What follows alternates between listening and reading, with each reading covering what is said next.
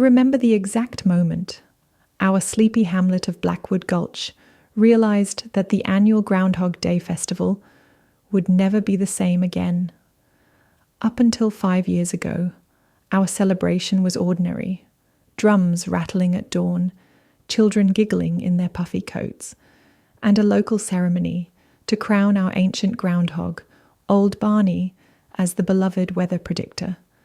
But in the year 2017, the same year astronomers first spotted that strange interstellar object named Oumuamua gliding through our solar system, everything changed.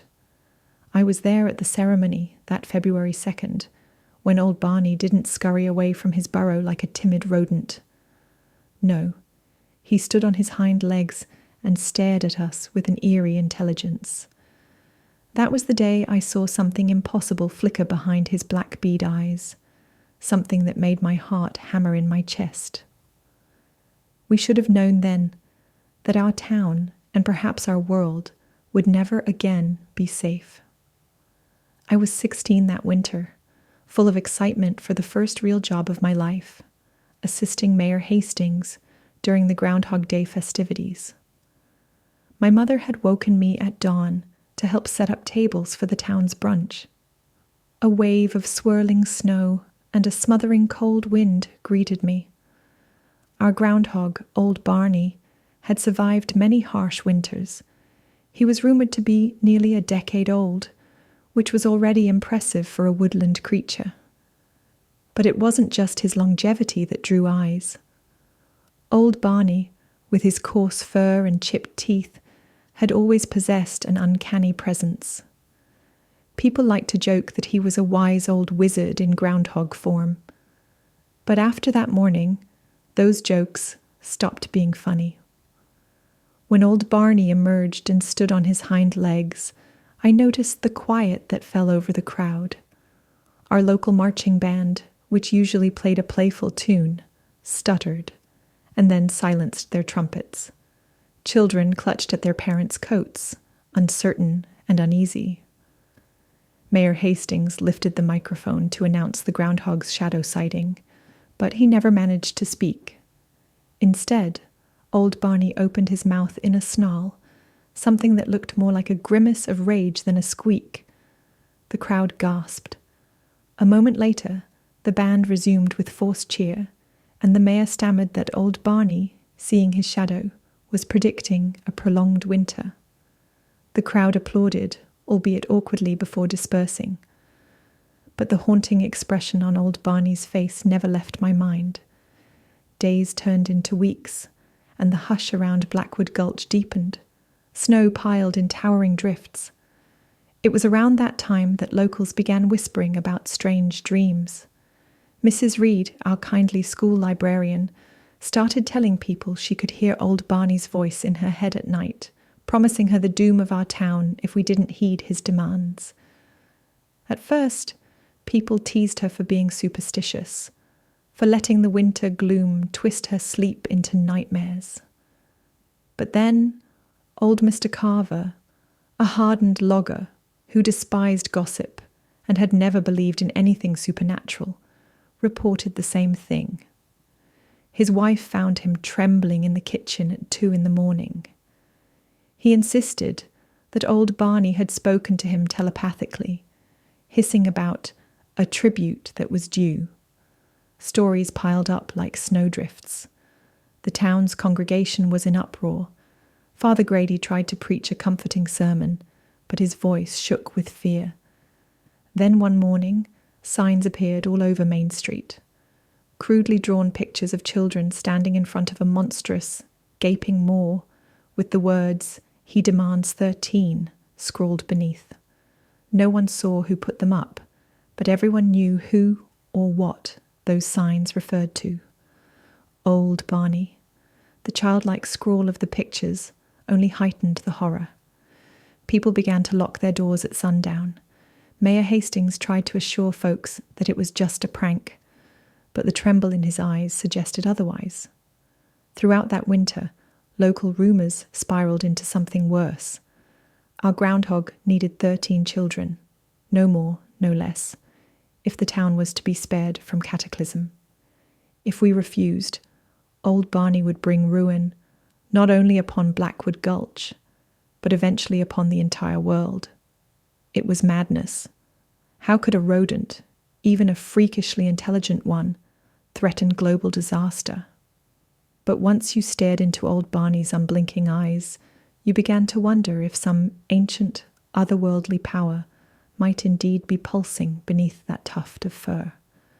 And then people remembered Oumuamua, that elongated visitor from beyond our solar system. Astronomers were still uncertain about its nature. Was it an asteroid, a comet, or something else? Coincidence or not, it was first spotted around the same time old Barney's demeanor changed. And if you listened to the hushed conversations in our dimly lit diners, you'd hear frantic whispers that old Barney had become some kind of conduit for the cosmic anomalies that came with Oumuamua. I tried to keep my head clear. I'd never been the type to believe in supernatural nonsense, but every night I tossed and turned, dreaming of a great black pit in the sky, ringed by thousands of red, beady eyes. In each dream, a gigantic shadow loomed over me, whispering in old Barney's squeaking growl, 13, 13, 13. To my horror, I woke each morning with tears in my eyes and a faint, persistent headache. I kept the dreams to myself, not wanting to stoke further panic. Winter edged into early spring, and still the ground remained cold and barren. There was no sign of a thaw. Children stopped playing outdoors. Entire families left town in a hurry, packing their cars in the dead of night so they could outrun whatever creeping dread lurked in Blackwood Gulch. School attendance fell drastically. It was rumoured that our town had fewer than 20 kids left in total. The telepathic messages grew more feverish. A hush fell over our main street in the daylight hours. But at night, I could almost feel the silent screams echoing from boarded-up houses. On some nights, if you stood outside the old community centre, you'd hear chanting, quiet, muffled, and terrifying. Some of our neighbours had begun to worship this grotesque version of old Barney. By the time July rolled around, our town looked half dead. The shriveled leaves of the surrounding forest painted a grim, sickly portrait, as though nature itself were touched by old Barney's curse. I asked my parents why we didn't leave. My mother gave me a weary look and said simply, "We're bound here." I didn't know what that meant at first, but then I realized.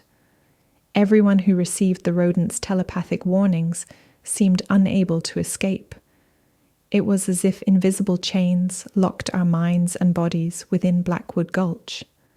Some who tried to flee had suffered agonizing nightmares, heart palpitations, or terrifying hallucinations until they returned. The tension reached a tipping point when the town's elders, a group of older residents who claimed a special connection to old Barney, called a clandestine meeting in the abandoned school auditorium. They invited the entire town to attend, though few were brave enough to show. I snuck in, trembling, as they took the stage and made a horrifying announcement. The cosmic being linked to Oumuamua demanded 13 children to appease it, and if we did not comply, Blackwood Gulch would be overrun by an ancient evil.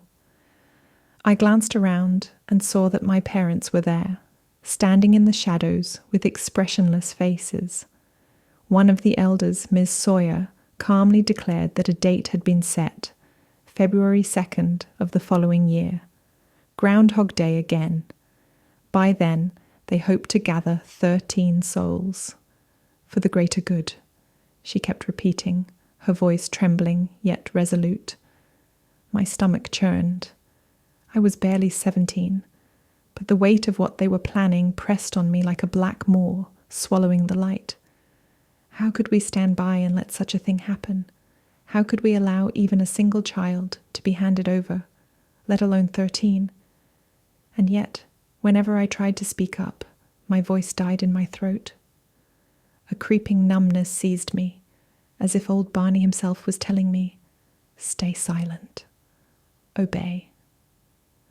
As the months wore on, we realized with crushing finality that we couldn't even gather 13 kids. So many families had fled that only 9 children remained in Blackwood Gulch. The elders grew desperate, urging people to adopt or bring back children. A wave of revulsion spread through the townsfolk. Some families hid what remained of their children in basements or attics. Tensions erupted. Fistfights broke out on the street. Neighbors who had lived side by side for decades turned suspicious eyes on each other. And all the while, I felt the presence of old Barney tugging at my consciousness. Then Groundhog Day arrived again. The ragged remains of our once happy community gathered in the town square at dawn. Snow crunched underfoot, the sky bruised purple with early morning light. Old Barney emerged from his burrow, fur dusted with frost. He rose up, that familiar gleam of malevolence in his eyes. The elders stood on shaky legs, whispering about the children. But there were only 9 little ones in the entire town. For a moment, my heart froze. I expected the sky to darken, the ground to tremble. I braced myself for a cosmic doom that would shatter the world. But nothing happened. Old Barney blinked once, then turned and scurried back into his burrow. I stood there, breath hitching, waiting. Still nothing. We stared at one another in a stupefied mix of awe and relief. I heard Ms. Sawyer mutter something about the signs, and how it wasn't possible that nothing happened. The crowd murmured in confusion.